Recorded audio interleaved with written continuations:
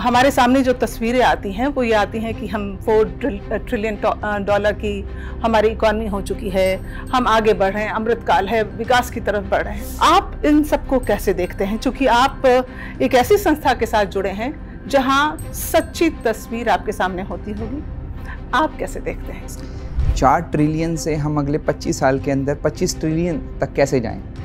इसका एक पूरा विजन प्रधानमंत्री जी की लीडरशिप के अंदर, उनके विजन के मुताबिक भारत के लिए तैयार है।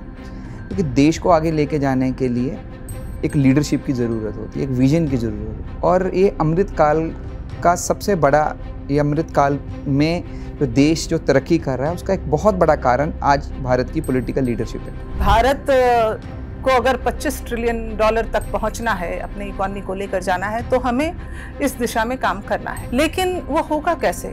नितिन जी, कोई रोड मैप चाहिए किसी भी, क्या भारत के पास ऐसा कोई रोड मैप है कि हम कौन कौन से सेक्टर में सबसे ज़्यादा काम करने वाले हैं? हम एंटरप्रेन्योरशिप की बात करते हैं, लेकिन क्या हमारे देश के लोगों में वो जज्बा है?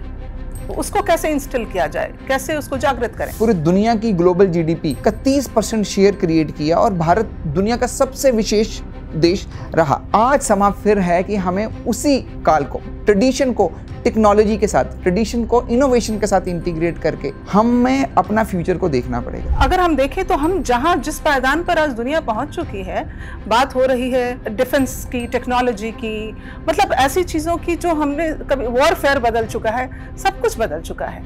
तो उस कॉन्टेक्स्ट में अगर हम देखें तो क्या हम भारत को वहाँ कहीं भी खड़े पाते हैं उसमें? Space technologies, defence technologies Bharat के लिए एक महत्वपूर्ण, और दुनिया के अंदर हम एक ग्लोबल सप्लायर के रूप में अगले 20 साल के अंदर स्थापित होंगे। जिन टेक्नोलॉजीज़ के ऊपर हम काम कर रहे हैं, जो हमारे नए स्टार्टअप्स आ रहे हैं, हमारी यूनिवर्सिटीज़ में जो नए स्टार्टअप्स जिन रिसर्च के ऊपर काम कर रहे हैं, इनोवेशन के ऊपर काम कर रहे हैं, हमें अब एक इकोसिस्टम बनाने की ज़रूरत है ताकि वो टेक्नोलॉजीज़, वो इनोवेशंस हम कमर्शलाइज कर पाएँ, उसे हम स्केल दे पाएँ। जो स्टैंडर्ड डिज़ाइनिंग है या मैन्युफैक्चरिंग है, इसकी अगर हम बात करें, क्वालिटी है, क्या भारत अभी इसमें बहुत पिछड़ा हुआ है?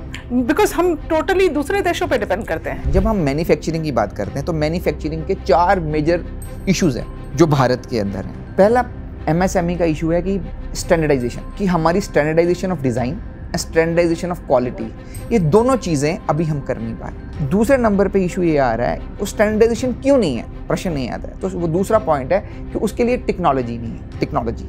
अब तीसरा प्रश्न ये आता है वो टेक्नोलॉजी क्यों नहीं है, तो टेक्नोलॉजी के लिए क्या चाहिए? पैसा, फाइनेंस चाहिए।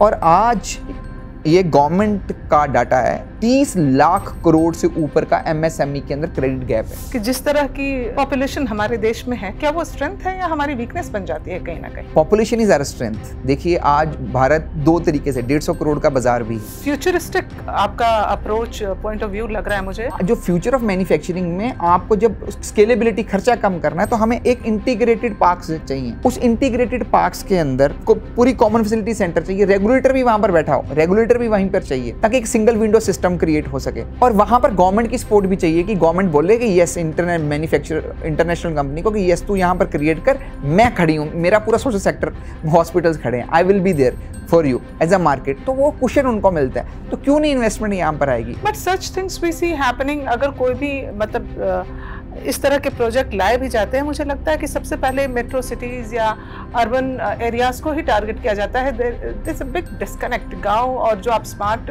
विलेज की बात करते हैं, वो तो अभी दूर का ही सपना लगता है मुझे। देखिए मैन्युफैक्चरिंग पार्क्स ये एक अलग वर्टिकल है। अगर हमें स्मार्ट विलेजेस की तरफ जाना है और जो वो होगा, देखिए भारत, जब हम बात करते हैं हम विश्व गुरु हैं, तो विश्व गुरु किस में है, प्रश्न नहीं है। हमारी जो एक्सपर्टीज है, yoga, Ayurveda, we can maybe encash on that. This is where India has a strength and when we call ourself as a vishwa guru, जब हम बोलते हैं कि हम विश्व गुरु हैं, तो हम विश्व गुरु किस में हैं? और विश्व गुरु का मतलब क्या है? विश्व गुरु का मतलब है ग्लोबल मास्टर। बहुत सारे, अभी पीछे last week there was a report कि कितने सारे startups, thousands and thousands of startups sunk, they failed. So startup लाना और उसको सस्टेन करना। स्टार्टअप के अंदर मेन परिभाषा क्या है आज के ज़माने के अंदर स्टार्टअप की? वो टेक्नोलॉजी ड्रिवन हो, स्केलेबल हो, टेक्नोलॉजी से, और स्केलेबिलिटी हो उसके अंदर, और तीसरे नंबर पर वाइबिलिटी हो। ये स्टार्टअप है। इंडियन स्टार्टअप इकोसिस्टम के अंदर बहुत मेजर इश्यूज हैं। पूरा का पूरा स्टार्टअप इकोसिस्टम सर्विस बेस्ड है।